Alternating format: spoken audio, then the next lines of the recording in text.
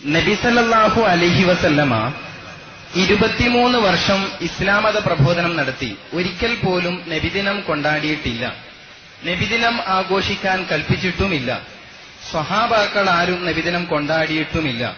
പൂർവിക പ്രവാചകന്മാരുടെ ജന്മദിനം കൊണ്ടാടുവാൻ നബി സല്ലല്ലാഹു അലൈഹി വസല്ലമ കൽപ്പിച്ചിട്ടില്ല. നബി സല്ലല്ലാഹു അലൈഹി വസല്ലമ ചെയ്യുകയോ പറയുകയോ ചെയ്യാത്ത ഒരു കാര്യം നാം എന്തിന് തുടർന്നു കൊണ്ടുപോകണം?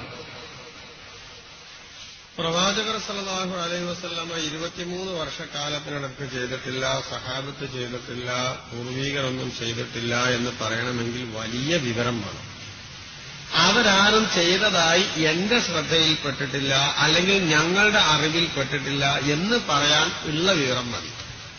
രണ്ടും രണ്ട് വിവരമാണ്. അങ്ങനെ ഒന്ന് തീരെ ഉണ്ടായിട്ടില്ല എന്ന് പറയണമെങ്കിൽ വളരെ വലിയ വിവരം വേണം. എന്റെ അറിവിൽപ്പെട്ടിട്ടില്ല, എന്റെ ശ്രദ്ധയിൽപ്പെട്ടിട്ടില്ല എന്ന് പറയാൻ ഓരോരുത്തർക്കും അവരവരുടെ അറിവ് മതി. ഒരാളുടെ അറിവിൽപ്പെട്ടിട്ടില്ല എന്ന് പറയാൻ 23 കൊല്ലക്കാലത്ത് പ്രവാചക ജീവിതത്തിനിടയിൽ, പിന്നെ സഹാബത്ത് തന്നെ 1,00,000-ലധികം സഹാബത്തുണ്ട്.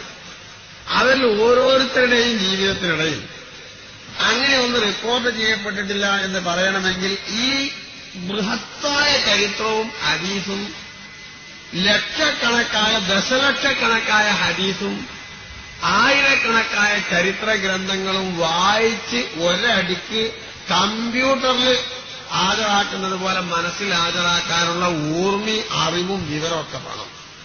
അത്ര വലിയ വിവരമുള്ള ഒരാള് ഇന്നോട് ചോദിക്കാൻ മാത്രം ചെറുതാവുമെന്ന് ഞാൻ വിചാരിക്കണില്ല. അങ്ങനെ ഉണ്ടല്ലോ ഒന്നും. അത്ര വലിയ വിവരമുള്ള ഒരാള് എന്നോട് ചോദിക്കാൻ മാത്രം ചെറുതാവുമെന്ന് ഞാൻ വിചാരിക്കണില്ല. നമുക്ക് അത്ര വലിയ വിവരമൊന്നുമില്ല. അപ്പൊ അതുകൊണ്ട് ഇല്ല എന്ന് പറയുന്നത് ഒരു മര്യാദക്കളാണ്. എന്റെ അറിവിലും ശ്രദ്ധയിലും പെട്ടിട്ടില്ല, അല്ലെങ്കിൽ ഞങ്ങളുടെ അറിവിൽ ശ്രദ്ധയിൽപ്പെട്ടിട്ടില്ല എന്ന് പറയുന്നതാണ് മര്യാദ. ഇനി നമുക്ക് വിഷയം പറയാം. അത് ചോദിക്കണ രീതി ഇനി മേലൊരു മുഖാമുഖം ഉണ്ടാകുമ്പോൾ അങ്ങനെ ചോദിക്കാണ് നല്ലത്. സൗകര്യം പോലെ ചെയ്തോട്ടുണ്ട്, അഭിപ്രായം പറഞ്ഞേ ഉള്ളൂ. നമ്മളങ്ങനെ നിഷ്കർഷിക്കണമൊന്നുമില്ല. അങ്ങനെ നല്ലത് മര്യാദ അതാണ്. നബി സല്ലല്ലാഹു അലൈഹി വസല്ലമ തങ്ങളെ ഒരിക്കലല്ല, തങ്ങൾ എല്ലാ ആഴ്ചയും നബിദിനം കൊണ്ടാടി. നമ്മളിപ്പോ കൊല്ലത്തിലുള്ളത്, മറ്റേത് ആഴ്ചയിലാണ്. നമുക്കും അത് സുന്നത്താണ്. ലോകത്ത് വന്ന എല്ലാ പ്രവാചകന്മാരുടെയും ജന്മദിനങ്ങൾക്ക്, അതാണ് നബിദിനം തന്നെ, ജന്മദിനങ്ങൾക്ക് പ്രത്യേക പ്രാധാന്യമുണ്ട്. ആദം നബി അലൈഹിസ്സലാം മുതൽ മുഹമ്മദ് മുസ്തഫ സല്ലല്ലാഹു അലൈഹി വസല്ലമ വരെയുള്ള എല്ലാ നബിമാരും. ആദം നബി അലൈഹിസ്സലാമിന്റെ ജന്മദിനത്തിന്റെ കാര്യം നോക്കൂ. സൂര്യൻ ഉദിച്ച ദിവസങ്ങളിൽ വെച്ച് ഏറ്റവും ഉത്കൃഷ്ടമായ ദിനം വെള്ളിയാഴ്ചയാണ്. തങ്ങൾ അതിന് പറഞ്ഞ ഒരു കാരണം ഫീഹി ഖുലിഖ ആദമു, അന്നാണ് ആദം നബി അലൈഹിസ്സലാം സൃഷ്ടിക്കപ്പെട്ടത്.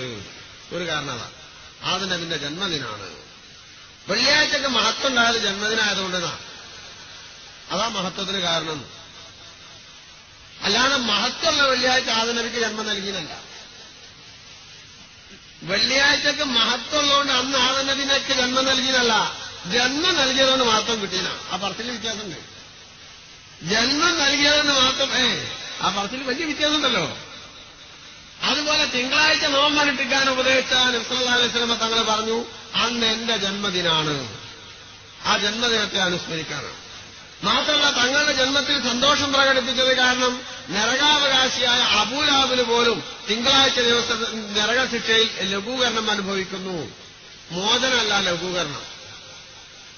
അത് ജന്മദിനത്തിൽ സന്തോഷം പ്രകടിപ്പിച്ചതാ കാരണം. സഹാബത്തിന്റെ താബികളുടെ പൂർവികരുടെ കാലത്തില്ല എന്ന് പറഞ്ഞാൽ ശരിയല്ല. അവർ ജന്മദിനം ആഘോഷിച്ചിരുന്നു എന്ന് മാത്രമല്ല, മൗലൂദിന്റെ സദസ്സുകൾ സംഘടിപ്പിച്ചിരുന്നു.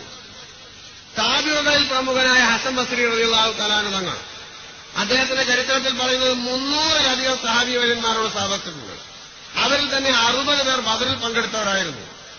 അവരോടൊപ്പം ജീവിച്ച അദ്ദേഹം സഹാബത്തിനോടൊപ്പം നിന്ന് പറഞ്ഞത്, സഹാബത്തിന്റെ കാലശേഷം പറഞ്ഞതല്ല. കാരണം അദ്ദേഹത്തിന്റെ പ്രസ്താവത്തിന്റെ കാലവും അദ്ദേഹത്തിന്റെ ആ പരാമർശത്തിന്റെ താരീഖും പരിശോധിച്ചാൽ ബോധ്യമാകും.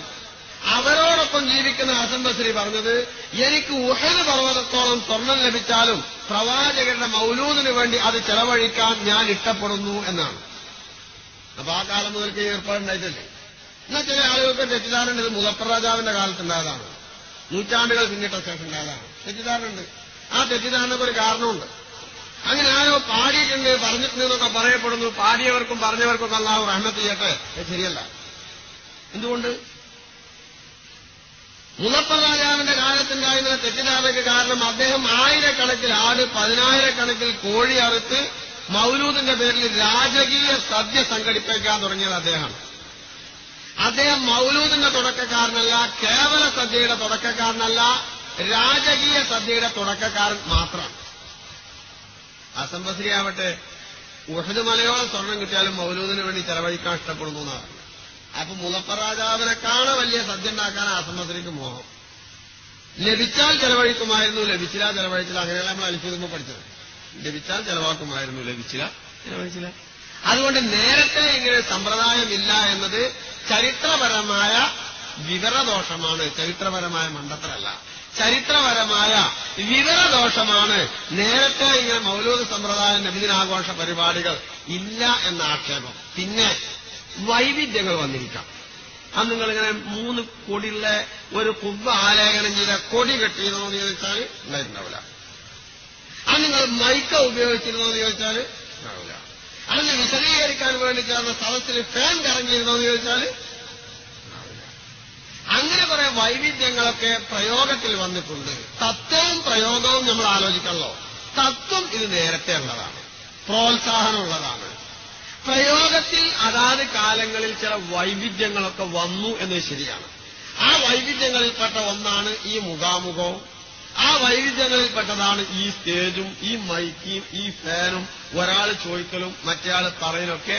ഈ തത്വം നേരത്തെ ഉള്ളതാണ്, പ്രയോഗവൽക്കരണത്തിലുള്ള വൈവിധ്യങ്ങളിൽപ്പെട്ടതാണ്. അതുകൊണ്ട് ആ ആശയം ഇല്ല എന്ന് പറയുന്നത് ശരിയല്ല.